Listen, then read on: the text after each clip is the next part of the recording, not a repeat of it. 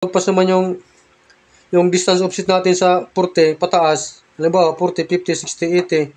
So gagamitin natin mga formula pare ko, itong tatlong formula na to.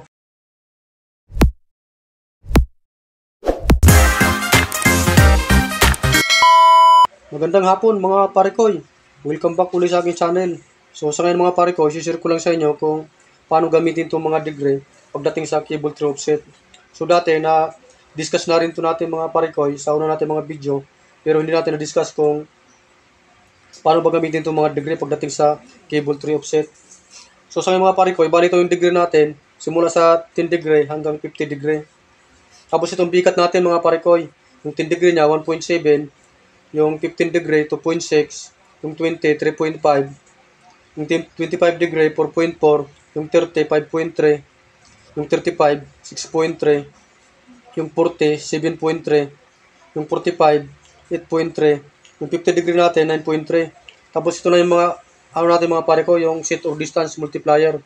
Sa 10 degree natin bali ito siya 5.780, sa 15 3.875, 20 2.923, sa 25 2.369, sa 30 degree natin 2 lang, yung 35 1.745, yung 40 degree 1.557, yung 45 degree natin mga pare ko 1.414, yung 50 degree natin 1.305. So bali ito yung mga distance multiplier natin. So bali ito may sample tayo mga pare ko na yung distance offset natin sa 10 cm, 20 cm, 30 cm, 40 cm. So sa mga pare ko, share ko sa inyo kung paano gamitin itong mga degree natin. Diba, sample natin 1 cm to 10 cm. So bali gagamitin natin mga pare ko itong yung 10 degree tsaka 15 degree. So sa mga pare ko, 10 cm yung sample natin. So bali gawin lang natin itong 10 cm, multiply natin sa distance multiplier na 5.780 pag 10 degree, ito yung magiging result niya. Dito naman sa sa 15 degree, multiply natin sa 10 cm. Ito rin magiging result niya. So ito yung magiging total travel natin mga pare ko pag 10 cm lang yun natin, yung distance offset. So pag dito naman mga pare ko, simula 11 cm hanggang 20 cm, bali gagamitin natin na degree dito, 20 degree tsaka 25 degree. So ganun din, itong 20 cm, multiply natin dito sa distance multiplier niya. Ito yung magiging result niya. So ito yung magiging travel ng mga pare ko pag 20 cm lang yung sample natin. So dito naman mga pare ko sa mula 21 hanggang 30 cm, gagamitin natin itong mga pare ko 30 degree tsaka 35 degree.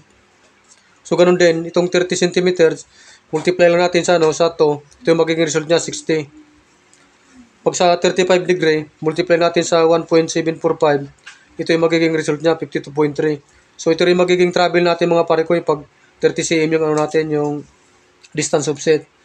So dito naman mga pare ko sa mula 31 hanggang 40, tatlong formula gagamitin natin dito, 40 degree, 45, saka 50. So ganun din, multiply natin itong yung 40 cm sa distance multiplier niya, ito yung magiging labas niya.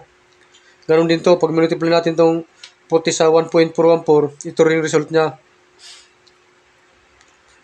Pag multiply natin itong 40 sa 1.305, ito magiging result niya. So bali ito yung magiging travel niya mga pare ko. Pag 40 cm yung natin, yung distance offset natin. So mamimili lang tayo dito sa tatlo kung saan gagamitin natin. So ganun din dito mga pare ko.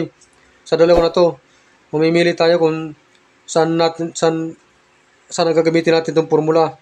Kung yung 30 o 35. Ganun din dito sa sa 20 saka 25. Tapos dito sa 10 saka 15.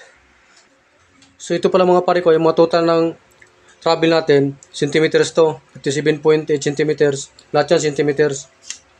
So halimbawa mga pare ko, pag lumagpas naman yung distance offset natin sa 40 pataas, halimbawa 40, 50, 60, 80, so gagamitin natin mga formula pare ko, itong tatlong formula na to. Mamimili tayo dito kung saan gagamitin natin, yung 40 degree, 45 degree, or 50 degree. So ganun din, kung multiply lang natin yung distance offset niya sa distance multiplier, ang total noon, yun yung travel natin. So dito na mga pare ko sa bikat natin, halimbawa, ang sample natin na cable tray ay 10 cm lang. So ito lang magiging natin mga pare ko. Ito lang magiging bikat niya, 1.7 pag 10 cm lang yung natin, yung lapad ng cable tray. Pag lumagpas tayo sa 10 cm, multiply lang natin itong yung bikat natin sa lapad ng cable tray.